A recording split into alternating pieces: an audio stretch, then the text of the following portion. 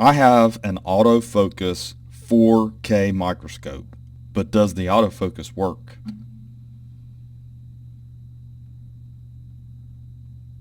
Wow.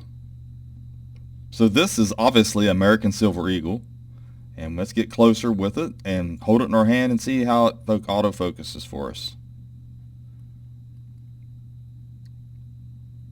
That's really cool. It's focusing all over the coin.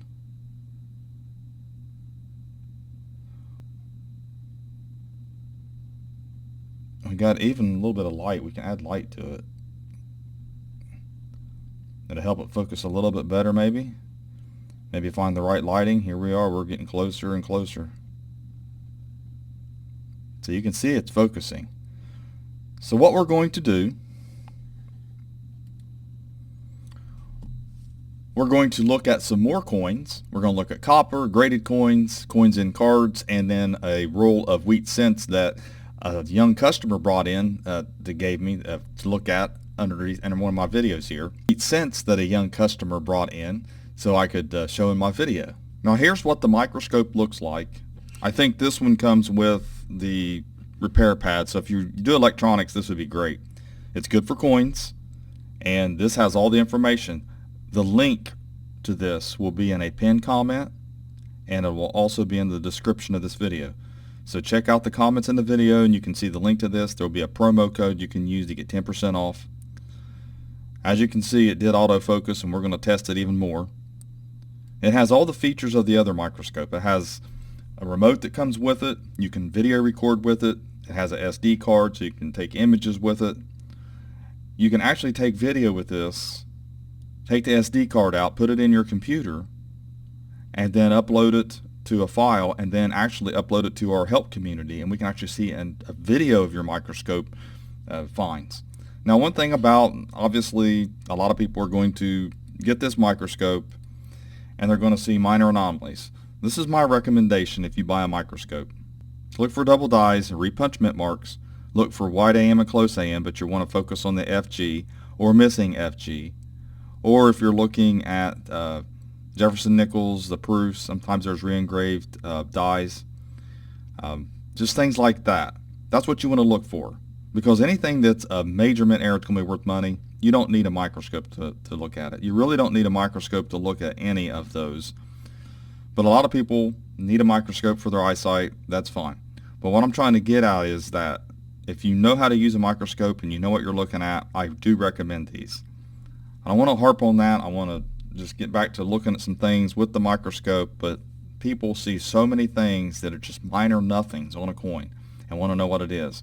You will see things that the naked eye does not see when you're looking at through a microscope, and those are not going to be worth money. Just remember that.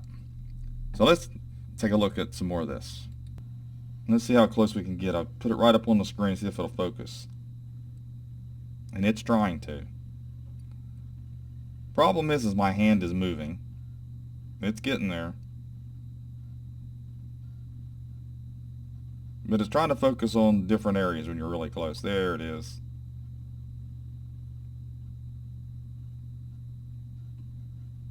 Now my recommendation would be to use a box, something like that, because it really focuses fast. It really has a good sensor on it, I'll have to admit. Then we have a Civil War token, and it's in a 2x2, which this is why we recommend that you don't use a 2x2, because you're going to be focusing on the plastic. Depth of field is an issue. Maybe if you get a little bit closer you might be able to see something on it, but that's why we, in our help community, we ask that you remove coins from these kind of holders. And I'm going to show you exactly what it does if you've got a box to put it on. But here is an example of another Civil War token that I have, and it's in the plastic. But the problem with the plastic is going to try to focus on the plastic, focus on the coins, so you want to remove it. You don't want to try to do it with coins in plastic. And the other thing about this arm on this is that if you shake a little bit, then it's going to be hard for it to focus. If you shake a little bit, you can see where it shakes. Now I showed that in There we go. You got to be able to hold it steady. There's a couple things about this. The arm, like you said, I can hit my table and it shakes. And then the other thing is that it's not as good at seeing the whole entire coin. Now, don't get me wrong, you can focus in and out and look at the coin, most of the coin. I'm sure there's probably a setting that I haven't figured out yet that you can see the whole coin, some magnification. But this is a really good image of this coin. And like I said, you've got to just hold it steady. That's the main thing. Be patient. You're looking through coins after coins. Here is a graded Morgan dollar. And as you can see it really good. It focuses really quick. So it looks, so you can see graded coins. Man, look at that. That's pretty quick. It's a nice coin. So we know it looks good. We know that it can focus on graded coins. It's not very good with the 2x2s. And now I've got plastic over this. And I'm doing this on purpose because this is the way all these coins, you just never know what you're going to run into when you're looking at these. What kind of plastic you might be looking at, proof sets, trying to find something. And you know that it will focus in on coins in plastic if it focuses in on the annex holder. We'll try this again with the 2x2. Yeah, you're not going to be able to really, you're going to see all the issues on the 2x2, but you can still see the coin though. But I just wouldn't recommend using a 2x2. Then we have what most people are probably going to be looking at in these microscopes is cents. So let's see what it looks like with the cents here. So this is a roll that a young customer brought in and wanted me to use in a video. Now looks like they're all really nice uncirculated wheat cents, and you can see there's going to be anomalies on the L. That's normal. And here's some more. So thanks for the roll to use in the video. It does focus on the cents. I mean, you could go through a roll pretty quick doing this if you had them all lined up and just kept going through. You can look for the double dies, and then you can flip it over.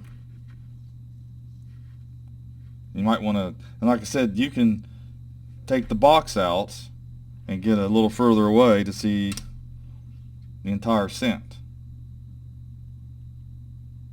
And you could look through a lot of cents doing this. I mean, it'd go pretty quick if you could do that. So it does autofocus, best if it's stationary. So it's best not to hold the coin in your hand, but I really like this microscope. And I have a link in the description to pin comment, like I said, and plus a promo code where you can go buy one of these. These would make great gifts. You know, Christmas is coming up, and I know I'm saying this like I'm advertising, but I'll tell you, I really like this autofocus. It's better than trying to twist it up and down and focus it in. I mean, that's a game changer, really, for a microscope. The only thing is, don't look for those minor, tiny little anomalies and differences on coins. You got to understand, if you go out and buy the tool, you got to understand what you're looking at first.